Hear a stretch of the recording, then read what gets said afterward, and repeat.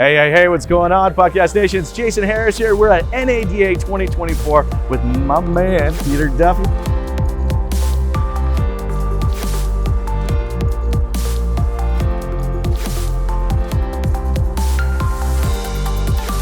What's up, Peter? How you doing? Good? So good to see you. Yeah. So good to see you. Well, hey, Peter, we're going around talking to some, smart people that I know. Yeah. And, and the question right now we're asking everybody is like, hey, it's 2024. Yeah. Right? A lot of things have changed. I mean, we're in an industry of constant change, right? Sure. But, from an operations perspective, what do we need to be focusing on? I'd love to get your thoughts on this, man. I think focusing on what's working, right? And using the tools that you already have or that you've already invested in, those different vendors and so forth, and really using them to their greatest potential. And if you're not, what do you ignore, you allow, right? We talked about this the other day. That's very true, man. And so, yeah. If you don't like that service, move on to something that is good. And that segues into, there's a lot of AI out there, right? Yeah, there's enough of that out. There's a reason Apple doesn't say AI. Did you notice that? In everything, even with the glasses and everything. I'm glad you actually bring up Apple, because for one of the companies being so technologically advanced, they're really like, it's a people tech. Yeah. Yeah. Like it's tech for the people, not kind of sometimes I find the other way around. And our automotive industry is kind of in that weird, funky space right now where Sure. It's like, we got some new buzzwords, we're going to talk about this. Yeah.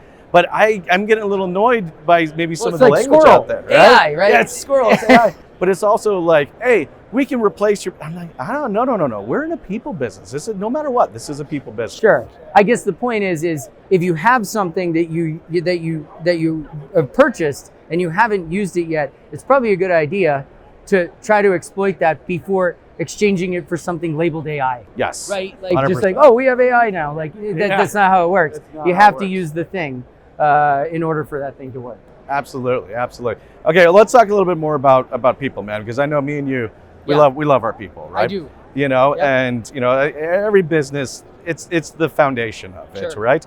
And in our industry, we've said this for many years. We're in the people business. Right. But are we really in the people business? I mean, don't get me wrong, guys. There's some amazing operators out there, and I know who you are. All right, you guys truly are in the people business. But I still think, we have this tendency of kind of looking towards our technology and, kind of seeing like, well, we can let our technology kind of replace, kind of that people and process. We'll let the technology kind of take over. But at the end of the day, this is still a people business. And it's how we treat those people, but also how we develop those people. How you lead them, right? Yes. Being a good leader means making others' jobs easier. Yes. So the easier that you can do that, the better. And we try to do the feedback loop where we are setting an expectation. We're going to measure that thing, whatever that task is, and then we're going to provide feedback. And that is kind of how things work. And as I've been interviewing different dealers and stuff for Dealer Image Pro and trying to align our goals with theirs or their goals with ours, more like, over the last quarter, I would say, of 2023, so we can know what we want to do for 2024. Sure. What I'm finding is almost everyone is, it boils down to people. And in our case, at least in the dealer space, and likely so, you're trying to sell cars, you're trying to run a business, but the best thing you can do is invest immediately that time in the people. Yep. And setting expectations at your dealership and creating that process.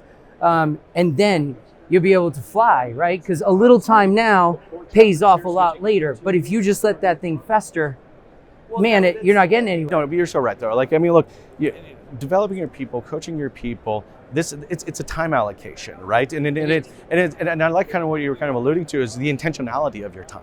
Yeah. It's like, look, people, their culture, their goals in life don't just happen because they happen, right? No. And it's just like us being leaders, both in our own businesses, but then also the amazing leaders that come out to great events like this. Sure. Like one of the things I found, I've had the opportunity to interview like 1,000 amazing leaders, right? And I will tell you this, there's a very consistent trait that I've seen in all of them, is that they're intentional leadership. So that means they find the time, or they purposely intentionally schedule the time. The good ones do. Yeah, the good ones do. What do I think that this can be done, anybody can do this, right? Mm-hmm. Well, like I said, I aspire to be the leader that the people that I lead want me to be, Yes. right?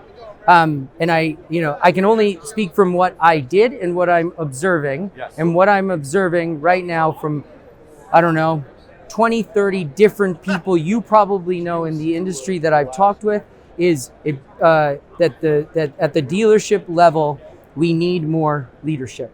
And again, what does that mean? Not leadership in the sense of position. I know where you're going. No, with this. Yeah. I mean, okay, let's say this. Any one of these software companies will give you 30 leads. Sure. Okay, you're the general manager of an auto dealership. Walk right out there in the showroom floor, and if those salespeople are sitting there on their phones, what you want to say is, have you logged into that program that we bought for $3,000 a month and looked at all the leads that we have for the potential cars coming in? And you too, and you too, and you too. And that's what you guys should be doing all the time, every day, all the time. Yes. And so it's commitment. That seems like a reasonable ask of people that you are paying to do something and not wait for the up bus. I wait for the up bus. Just so you I guys just know, learned about the up bus. I have no idea what the up bus is until right now. I'm so glad that I got to teach you that little nugget out there. Now look, since we kind of got our serious chat out, and we are talking about people, on the side of my eye as we've been walking, I believe there's a man back there talking on a banana. He is. Did I? Is that actually like? He's my shadow. No. He is. His real name is Quinn Wilson, and as you know from our videos, I hope you're gonna throw some B-roll in this to show who he is.